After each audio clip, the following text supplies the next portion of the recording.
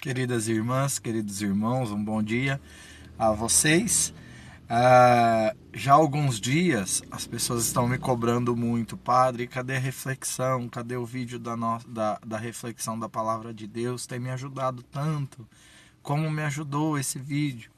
Pois bem, e essa semana então eu decidi que devo voltar a fazer esses vídeos. Hoje a Palavra de Deus nos narra um episódio muito conhecido de todos nós.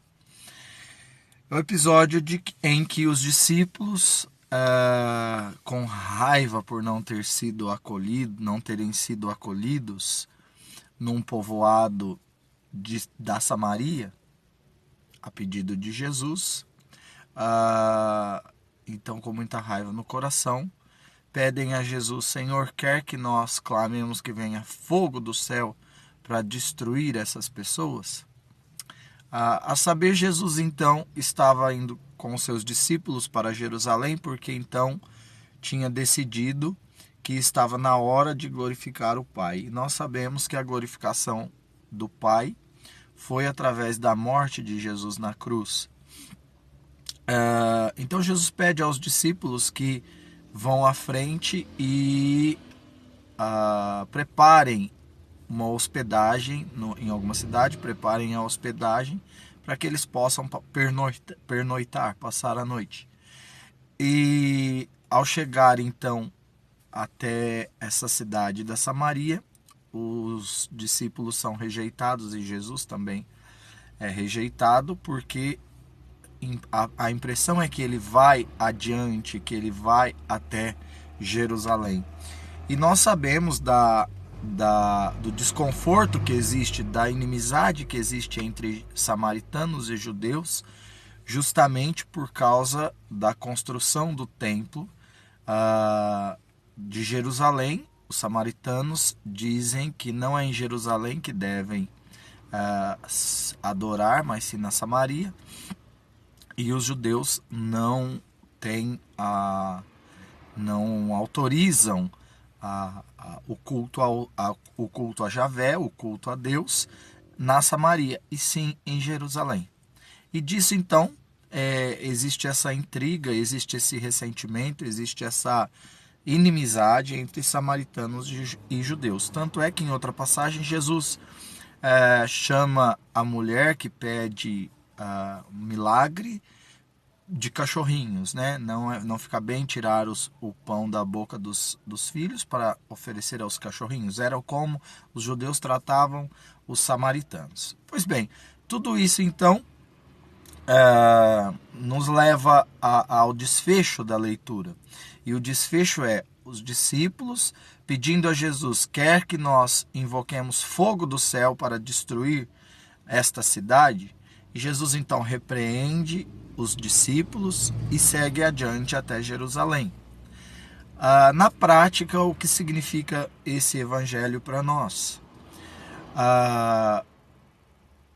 Eu comparo da seguinte forma: quantas vezes nós também começamos a criar inimizades, ressentimentos, começamos a criar uma certa ojeriza por alguém, até que isso se transforme numa raiva, se transforme num ódio.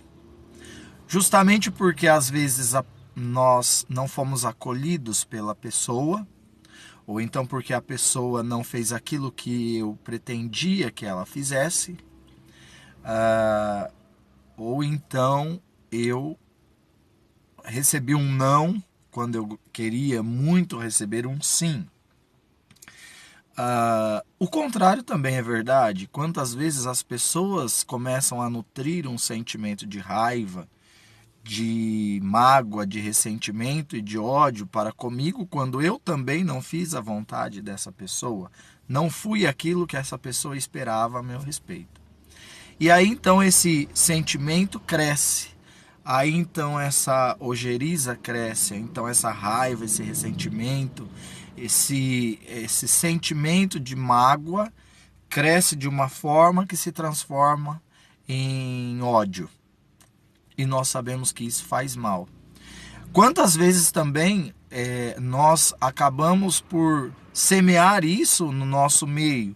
Quando eu começo então a ter raiva de alguém, eu não consigo guardar isso para mim. Então eu começo a disseminar isso entre as pessoas mais próximas.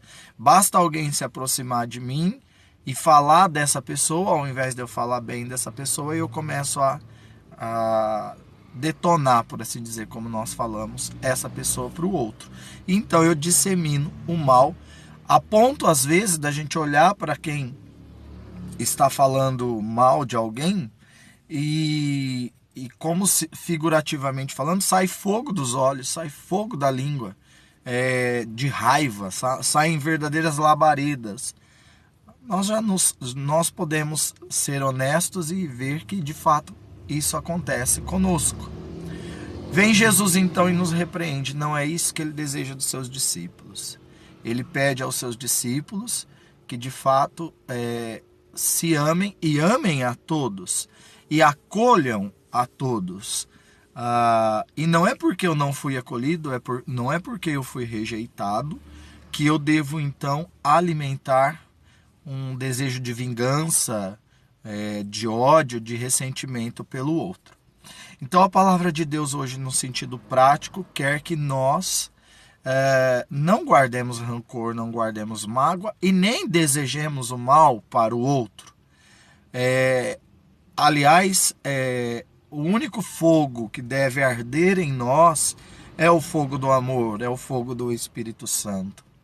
Que nessa manhã, então, que nesse dia de hoje, nós, iluminados por essa palavra, possamos, então, pedir ao Senhor que venha o fogo do céu, mas não um fogo de destruição, não um fogo de ressentimento, não um fogo de ódio, de mágoa e de rancor, mas esse fogo do amor, esse fogo que inflamou o coração dos apóstolos, dos discípulos, o fogo do Espírito Santo, que nos convide e que nos incentive a amar o próximo, a amar a todos e, acima de tudo, acolher a todos. E muito mais, a anunciar Jesus Cristo, a acolher Jesus Cristo na pessoa de todos que se aproximam de mim. Mesmo aqueles que não me acolhem, mesmo aqueles que não gostam de mim, mesmo aqueles que falam mal de mim. Que nós possamos então, queridos irmãos e irmãs, nesta manhã, agradecer a Deus por esse fogo de amor, esse fogo do Espírito Santo. E que nós possamos ter uma ótima terça-feira. Em todo o Brasil hoje começa a novena de Nossa Senhora Aparecida. São 300 anos de bênçãos e de graças. E que Nossa Senhora Aparecida nos ajude, então, a vivenciar esse fogo do amor de Deus entre nós. Em nome do Pai, do Filho e do Espírito Santo. Amém. Um beijo e até amanhã, se Deus quiser.